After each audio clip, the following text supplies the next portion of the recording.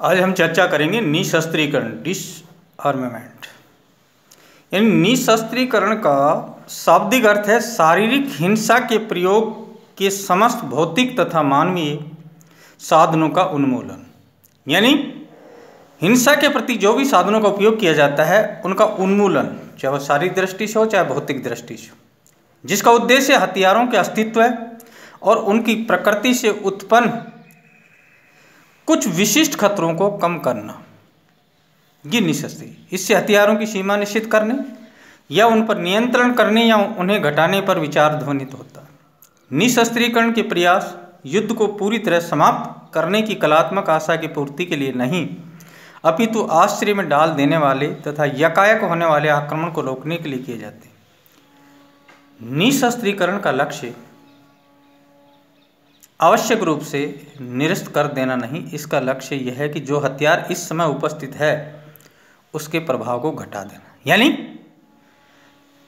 सारांश रूप में या संक्षेप रूप में निशस्त्रीकरण के हथियारों का जो उपयोग किया जा रहा है उसको कम से कम करना है। यानी कि युद्ध को समाप्त करना नहीं, कि जिन हथियारों का, जिन विध्वंसकारी हथियारों का प्रयोग ज़्यादा से ज़्यादा किया जा रहा है उन पे एक तरह से रोक लगाना। ये निशस्त्र मार्गेंथ उन्होंने कहा है कि निशस्त्रीकरण कुछ या सब शस्त्रों में कटौती या उनको समाप्त करना है ताकि शस्त्रों की दौड़ का अंत हो सके। यानी कि निशस्त्रीकरण का मतलब है कि उन हथियारों या उन शस्त्रों में कटौती करना जो एक जगह मानव सभ्यता के लिए घातक हैं या उनका अंत होना चाहिए उन हथियारों। मार्गेंथो ने निशस्त्रीकरण पर विस्तृत अध्ययन किया है।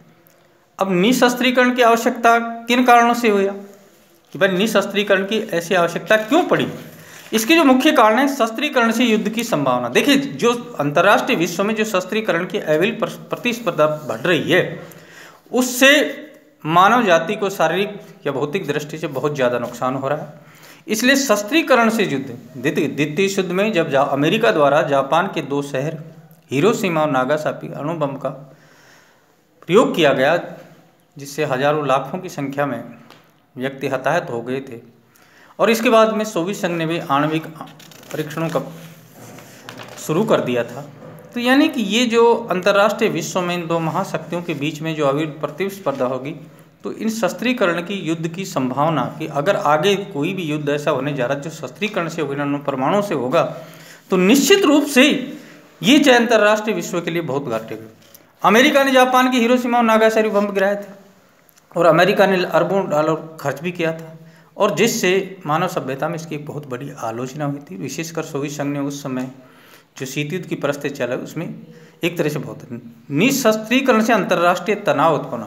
जब भी किन्हीं देशों के बीच में शस्त्रीकरण की अविरल प्रतिस्पर्धा होगी तो एक दूसरे के खिलाफ एक तनाव उत्पन्न होगा। देखिए, अंतर्राष्ट्रीय विश्व में देख लीजिए आप, जब शीत युद्ध चला 1945 से लेकर 1989 तक, तो सोवियत संघ और संयुक्त राज्य अमेरिका द्वारा चाहे नाटो सीटो संधि किसी प्रकार की भी संधि की गई हो, और इसके जवाब में सोवियत संघ द्वारा अगर वार्सा पैक्ट का निर्माण किया गया, तो यानी 14 मई 1955 को, या नाटो जून 1948, सीटो एंजस जो भी संधि संयुक्त राज्य अमेरिका और उसके समर्पित राष्ट्रों द्वारा की गई, तो एक तरह से शस्त्रीकरण के अंतर्राष्ट्रीय शस्त्रीकरण से अंतर्राष्ट्रीय तनाव उत्पन्न होने की संभावना बहुत अधिक बढ़ जाती है।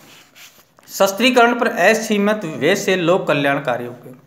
अगर हर देश, चाहे वे विकसित हो चाहे विकासशील हो, अगर शस्त्रीकरण पर ही अपने देश का ज़्यादातर बजट खर्च करेगा, सैन्य सामग्री जुटाने अपना एक मुख्य उद्देश्य जाएगा, तो निश्चित रूप से उस देश में जो लोक कल्याणकारी जो कार्य हैं उनकी एक तरह से उपेक्षा होगी और उन कार्यों की ओर विशेष ध्यान नहीं दिया जाएगा। इसलिए शस्त्रीकरण पर जो असीमित व्यय किया जा रहा है लोक कल्याणकारी, उससे बहुत प्रभाव पड़ता है, और इसका जो मुख्य उद्देश्य ये होता है कि शस्त्रीकरण की जो प्रक्रिया है वो एक तरह से घट जाएगी। शस्त्रीकरण नैतिकता के प्रतिकूल है। जो शस्त्रों से युद्ध होता है वह युद्ध सैनिक दृष्टि से अनुचित है, और जो लोग युद्ध के नैतिक अनुचित में विश्वास करते हैं उनका हथियार रखने में का अर्थ है युद्ध की मूक स्वीकृति, और युद्ध की मूक स्वीकृति हर प्रकार से युद्ध को बल देती है।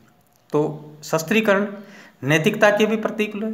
इसमें जो भी लोग, जो भी देश इस हथियारों की दौड़ में सम्मिलित हैं, उनका मुख्य उद्देश्य है एक तरह से शस्त्रीकरण को बढ़ावा देना। शस्त्रीकरण से अन्य देशों में भी हस्तक्षेप होता है। शस्त्रीकरण दूसरे देशों द्वारा हस्तक्षेप करने का एक मार्ग प्रशस्त करता है। विश्व के छोटे राष्ट्र बड़े राष्ट्रों से शस्त्र तथा हथियारों की टेक्नोलॉजी का आयात करते हैं। आमतौर से देखा गया है कि बड़े राष्ट्र निर्यात और शस्त्र सहायता को राजनीतिक दबाव के साधन के रूप में प्रयोग करते हैं, तो जिससे प्रयोग करते हैं तो यानी नाटो, सीटो, सेंटो तथा सोवियत संघ ने वार्सा पैक्ट के द्वारा इनके सदस्य राष्ट्रों को शस्त्र सहायता दी। तो हम कह सकते हैं शस्त्रीकरण से अन्य देशों के हस्तक्षेप की प्रवृत्ति में भी एक बढ़ावा मिलता है। शस्त्रीकरण से आर्थिक विकास का मार्ग अवरुद्ध होना है। शस्त्रीकरण पर राष्ट्रीय आय का बहुत बड़ा हिस्सा खर्च होता है। विशेषकर तीसरी दुनिया के विकासशील देशों के आर्थिक विकास का मार्ग अवरुद्ध हो जाता है। जैसा कि हम जानते हैं अफ्रीका, एशिया और लैटिन अमेरिका महाद्वीप के राष्ट्र विश्व युद्ध के बाद औपनिवेशिक दासता के पुंज से मुक्त हुए। औपनिवेशिक शासन के दौरान उनकी अर्थव्यवस्था को तहस नहस कर दिया गया था और औपनिवेशिक शक्ति ने उनका असीमित आर्थिक शोषण किया। स्वतंत्र राष्ट्र के रूप में उदय होने के कारण अब तीसरी दुनिया को अपनी एक मजबूत अर्थव्यवस्था का निर्माण करना है, जो स्वतंत्र राष्ट्र आर्थिक विकास के माध्यम से संभव है। इसलिए आर्थिक विकास का मार्ग अवरुद्ध हो जाता है शस्त्रीकरण के से। इसके बाद में शस्त्रीकरण मृत्यु का पैगाम है। शस्त्रीकरण जो है में होने वाली जो आश्चर्यजनक जो क्रांति है कि जो संपूर्ण मानवता के जीवन और मृत्यु को चौराहे पर लाके खड़ा कर देती।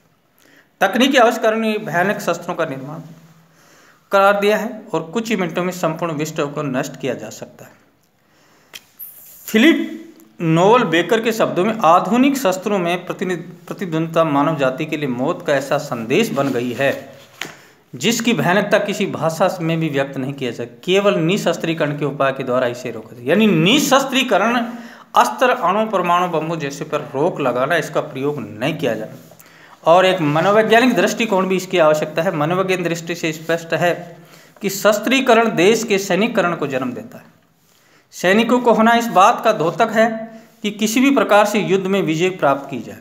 शस्त्रों की उपस्थिति का अर्थ शक्ति का प्रदर्शन, धमकी, आक्रमण, विरोध को आदि को प्रोत्साहित करना है। ये सभी कारण मनोवैज्ञानिक दृष्टि से अशांत वातावरण उत्पन्न किया। यानी मनोवैज्ञानिक दृष्टि से अगर किसी भी देश में अगर युद्ध की संभावना बनती है तो वहाँ के सैनिक अगर इसके लिए तैयार रहते हैं तो निश्चित रूप से एक मनोवैज्ञानिक टेंशन उत्पन्न होता है कि युद्ध हो जाए और लड़ाई कभी भी हो सकती है। जैसे हमारे और भारत पाकिस्तान के बीच में हमेशा आतंकवादी घटनाओं के बीच में चलता रहता है कि अब कभी भी पाकिस्तान द्वारा भारत पर किसी प्रकार की कोई अणु या न्यूट्रॉन बम का प्रयोग नहीं किया जाए। उधर पाकिस्तान को भी भय है कि भारत के द्वारा, तो इस प्रकार भी जब किसी देशों के बीच में आपस में एक तनावपूर्ण जब स्थिति होती है तो निश्चित रूप से उसमें एक भय की व्याप्त होता है। उपनिवेशवाद और साम्राज्यवाद का अंत करने में, साम्राज्यवाद और उपनिवेशवाद की सभी शक्तियों को बढ़ाने के लिए एक दूसरे के पूरक हैं।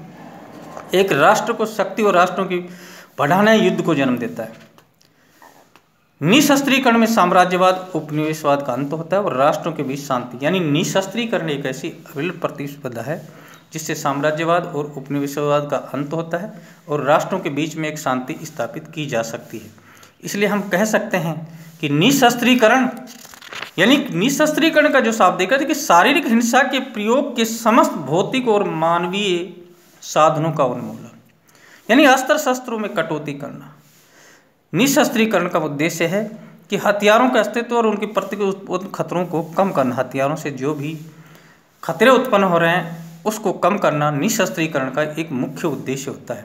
और विशेषकर मार्गेंथाउ जैसे जो विचारक हैं उन्होंने निशस्त्रीकरण के उन्मूलन पर बहुत, निशस्त्रीकरण कुछ या सब शस्त्रों में कटौती या उनको समाप्त करना है ताकि शस्त्रीकरण की दौड़ का अंत हो सके। ये निशस्त्रीकरण के बारे में एक बहुत बड़ी